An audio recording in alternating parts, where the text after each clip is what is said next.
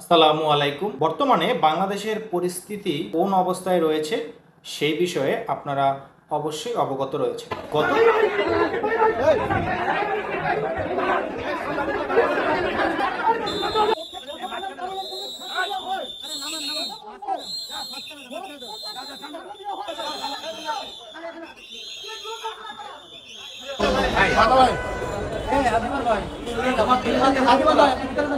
আমাকে bullet proof jacket পরিয়েছে।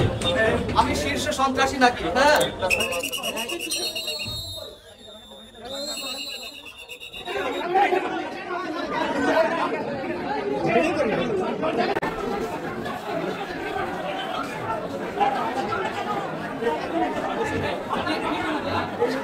গতকাল যে আদালতে আমরা বিচারের জন্য শরণাপন্ন হয়ে থাকি, সেই আদালতেই যখন মঞ্জুরুল আলম পান্নাকে কোর্টে ওঠানো হয় তার জামিন নিশ্চিত করা হবে কিনা সেই বিষয়ে, তখন এজলাস কক্ষে বিচারকের সামনেই সাংবাদিকরা নিউজ কভার করতে গিয়ে মারধরের শিকার হন আইনজীবীদের হাতে, যারা নাকি ন্যায় বিচারের জন্য লড়াই করে থাকেন বলে দাবি করে থাকেন। বাংলাদেশে এই দিনও দেখতে হবে। তাহলে সাধারণ মানুষের কি অবস্থা, তারা কোথায় যাবে একবার একটু চিন্তা করে দেখুন তো।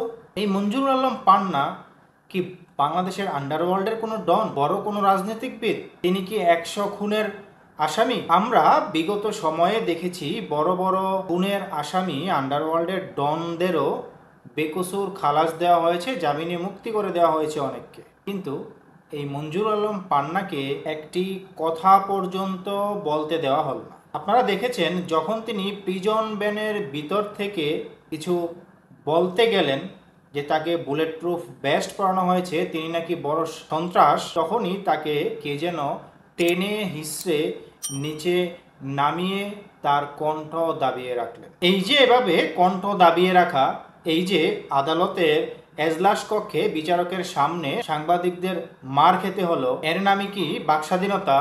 এবং খোদ আদালতের এজলাস কক্ষে বিচারকের সামনেই একজন সাংবাদিককে আইনজীবীর দ্বারা মার খেতে হলো। এই কথা উঠলো যে যদি ওই সাংবাদিক পুলিশের কাছে অভিযোগ দায়ের করে তাহলে তারা আইনানুগ ব্যবস্থা নেবে। তাহলে বর্তমানে বাংলাদেশের আইনের শাসন, বিচার ব্যবস্থা কোথায় রয়েছে, এই দুটি বিষয় নিয়েই আলোচনা করার চেষ্টা করব। গতকাল আদালতের এজলাস কক্ষে সময় টেলিভিশনের সাংবাদিক আসিফ হোসেন আদালত কক্ষে আইনজীবী মহিউদ্দিন মাহির দ্বারা মারধরের শিকার হন। সাংবাদিক মুক্তাদির রশিদ বলেন, তিনি যখন পান্নার সাথে কথা বলছিলেন তখন ওই এজলাস কক্ষে উপস্থিত থাকা আইনজীবী মহিউদ্দিন মাহি তাকে সেখান থেকে বের হয়ে যাওয়ার জন্য দমকাতে থাকেন।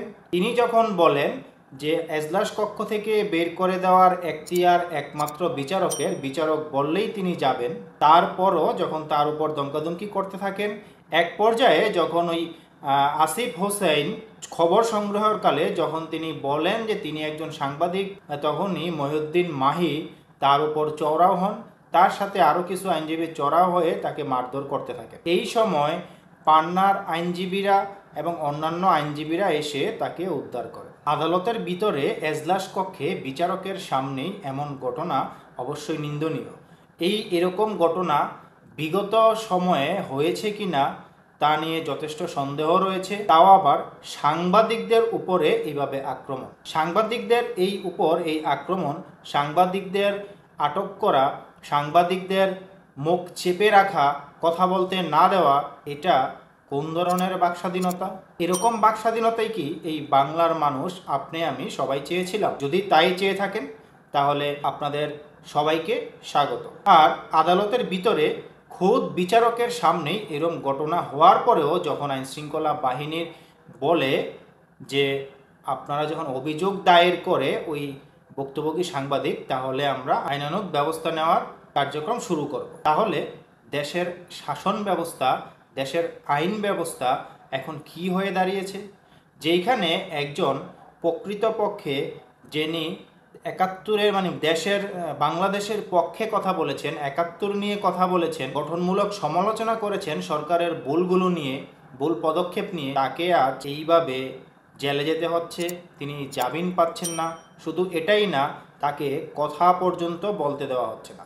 মনে হচ্ছে যেন একজন আন্ডারওয়ার্ল্ডের বিশাল বড় একজন ডনকে আদালতে নিয়ে যাওয়া হচ্ছে।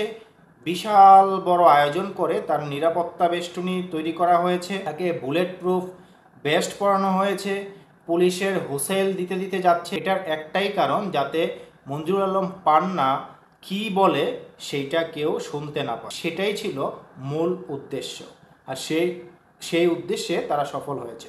আমরা সকলেই দেখেছি, যখনই মঞ্জুরুল আলম পান্নাকে পিজন ভ্যান থেকে নামানো হয় তখন তিনি কিছু একটা বলার চেষ্টা করছিলেন। তখনই এক পুলিশ সদস্য তার মুখে যে মাস্ক রয়েছে, হেলমেটের সাথে অ্যাডজাস্ট করা যে মাস্ক, সেই মাস্কটি চেপে ধরেন যাতে তার কথা শোনা না যায়, এবং অনেক জোরে জোরে অনেক পুলিশ সদস্য মিলে হুইসেল দিতে থাকে। এই হচ্ছে বর্তমান বাংলাদেশের পরিস্থিতি। এরকম যদি হয় একজন সাংবাদিকের অবস্থা, তাহলে একবার চিন্তা করুন সাধারণ মানুষের কি অবস্থা হবে। আপনারা যদি এরকম বিচার ব্যবস্থা, এরকম আদালত চেয়ে থাকেন তাহলে আপনাদের স্বাগতম, আর যদি তা না চেয়ে থাকেন তাহলে অবশ্যই অন্যায়ের প্রতিবাদ করা প্রত্যেকের জায়গা থেকে, প্রত্যেকের অবস্থান থেকে উচিত বলে মনে করছি। আল্লাহ পাক সকলকে হেফাজত করুক। আল্লাহ হাফেজ।